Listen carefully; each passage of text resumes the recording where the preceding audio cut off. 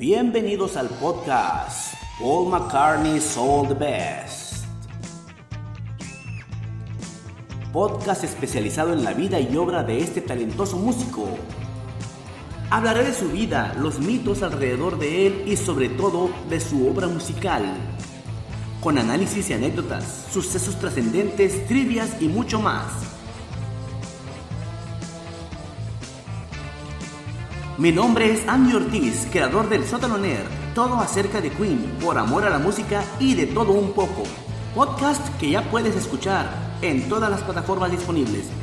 Suscríbete para tener un deleite auditivo e informativo en episodios de 15 a 30 minutos. Espero que te guste este viaje mágico y misterioso con una pequeña ayuda de todos los que gustamos de la música de Paul. Desde su época Beatle hasta la actualidad. Suscríbete, dale 5 estrellas y bienvenidos sean al episodio del día de hoy.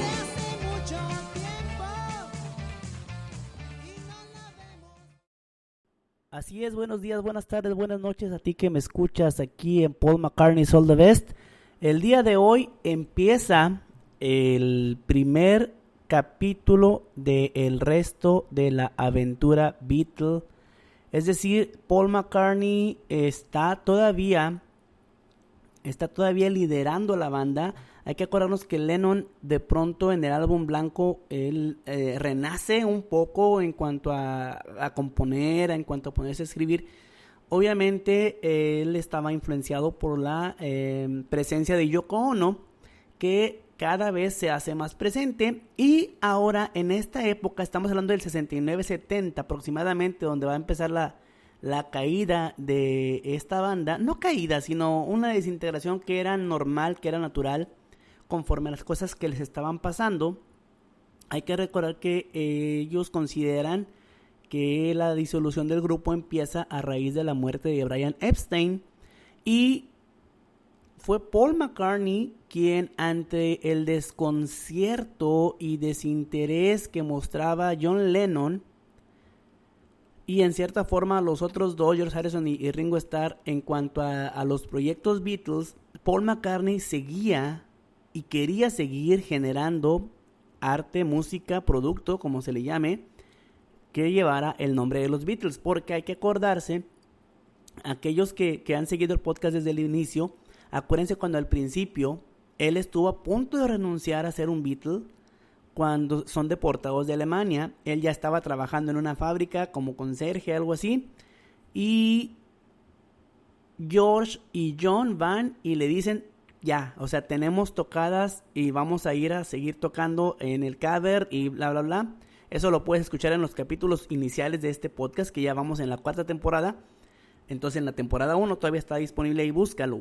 Si te suscribes, ahí vas a encontrar todos los capítulos anteriores. Y ahí es donde ahora Paul, sabiendo que ya los Beatles eran amos y dueños de la escena musical por mucho tiempo, él no quería dejar caer esta situación.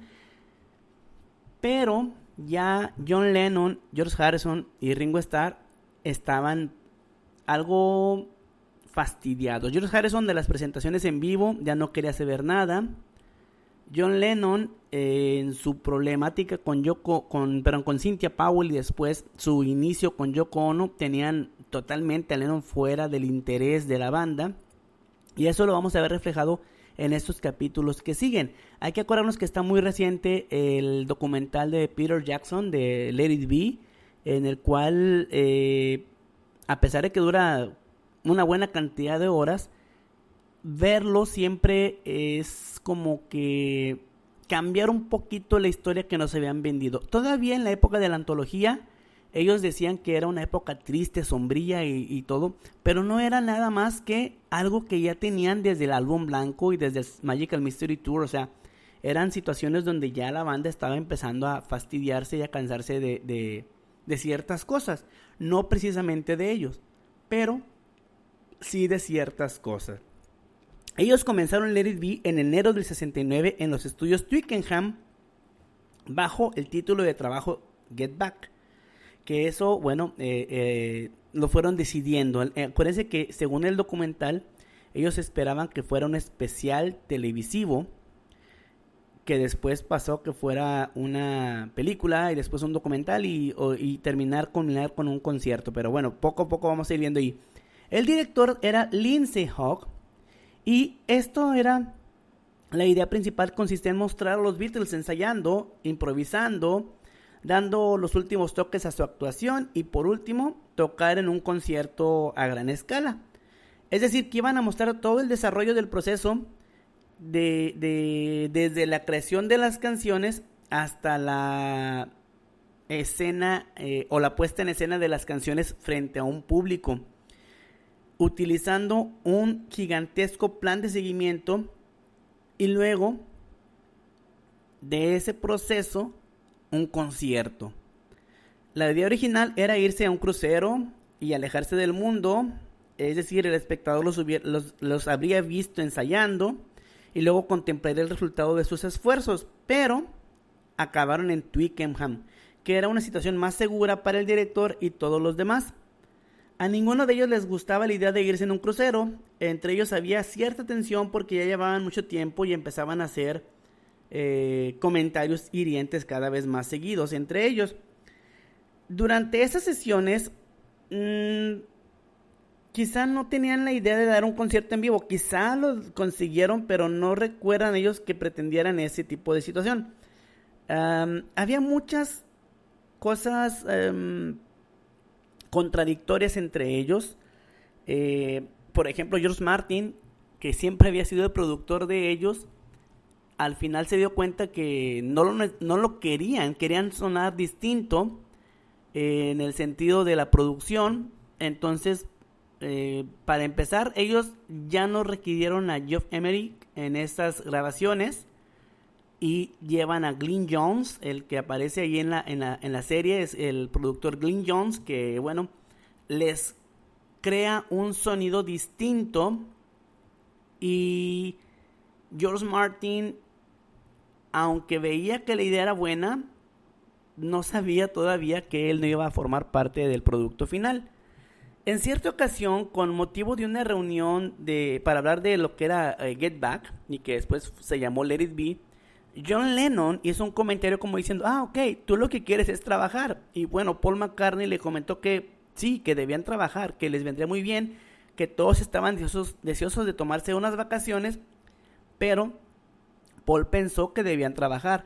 Los convenció para poner en marcha este proyecto de Let It Be, pero hubo unas peleas muy, muy fuertes que tuvieron ahí y que quedan ya plasmadas en este documental, lo cual hizo la historia un poco más interesante, pero a la vez más triste. Entonces, como después ellos mismos dirían, lo que ocurrió fue que mostraron cómo se produce la ruptura de un grupo, aunque ellos no se dieran cuenta de eso. Para John, el rodaje de Let It Be fue un infierno. Cuando se estrenó la película, mucha gente se quejó de que Yoko parecía que siempre estaba enojada, pero ni el fan más incondicional de los Beatles habría soportado 6 semanas de amargura. Para Lennon, dice que fue las sesiones más amargas de su vida.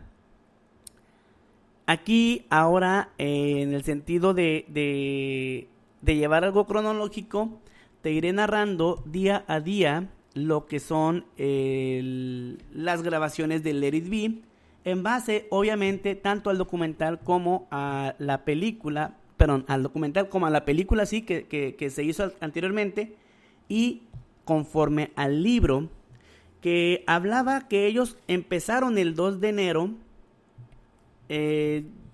casi 2 meses y medio después de las sesiones del álbum blanco, y con la Navidad casi recién terminada, los Beatles se reagruparon para comenzar a trabajar en su nuevo proyecto.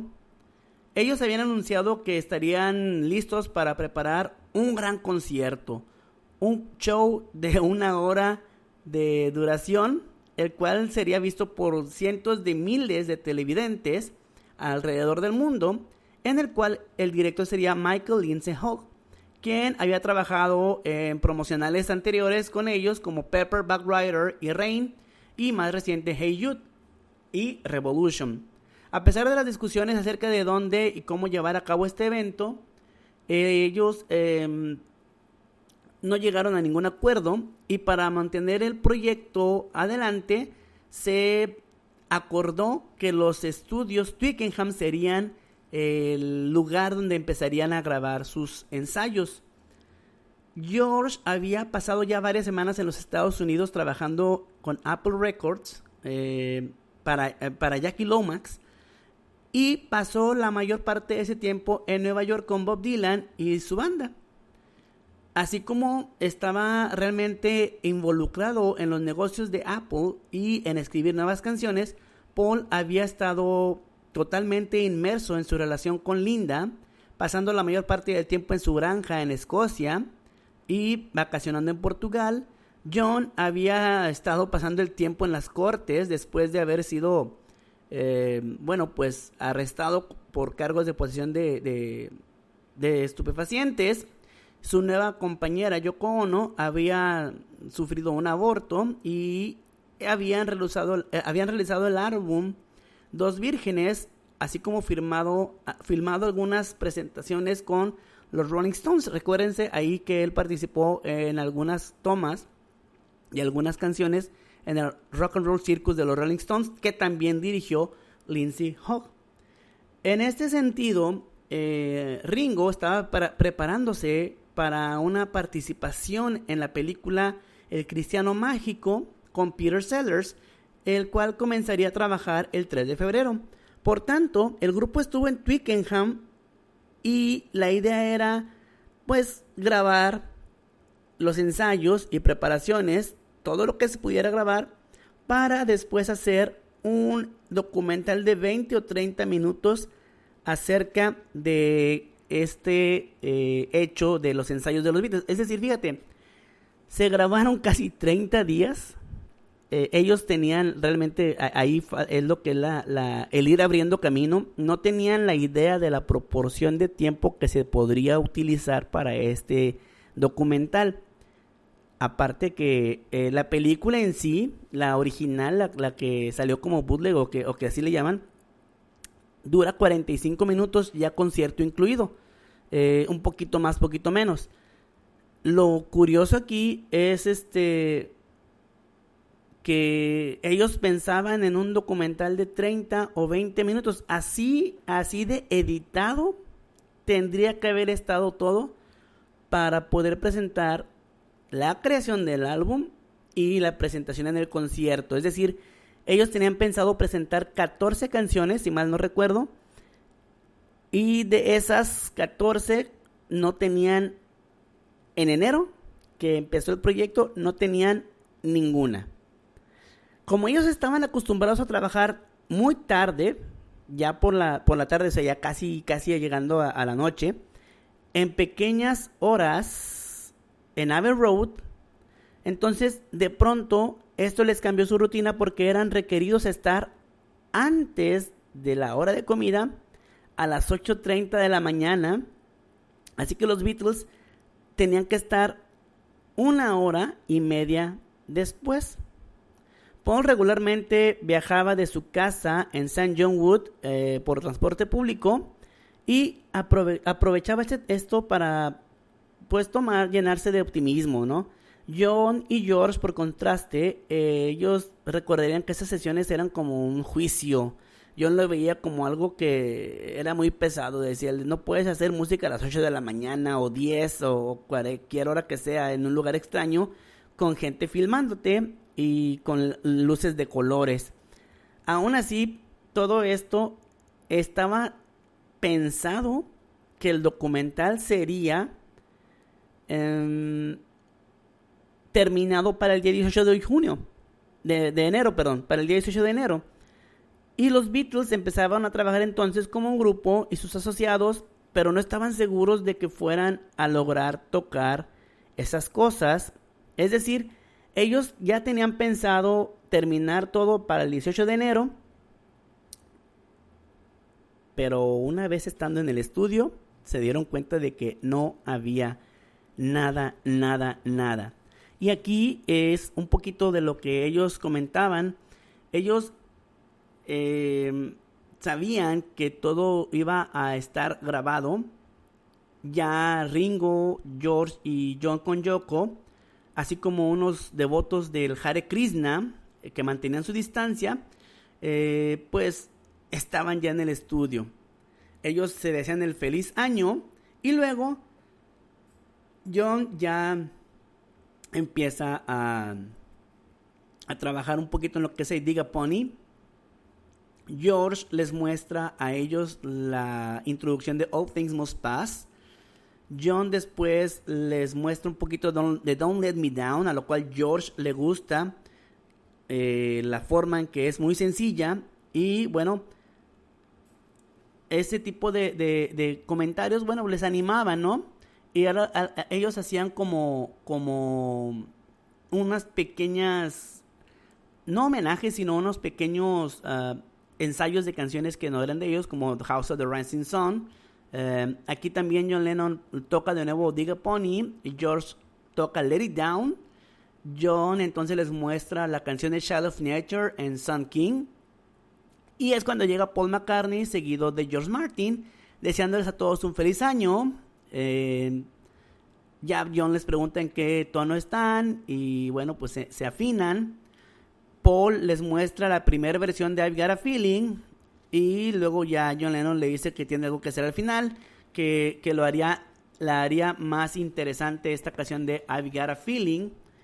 Un poco después, George expresa su preocupación acerca de la acústica de los estudios de filmación, a lo que Paul, bueno, se dirige a Michael y George Martin acerca de que nadie estaba realmente encargado de ese lugar y tenían 2 semanas para que ellos pudieran estar tocando y hacer las cosas bien. Bueno, ellos pensaban aquí que todo eso con la gente que estaba ahí podían haber hecho algo parecido al Cavern Club en cuanto al sonido, algo que a lo mejor no era ideal, pero pues sería mejor, y entonces ya tocan I've Got a Feeling.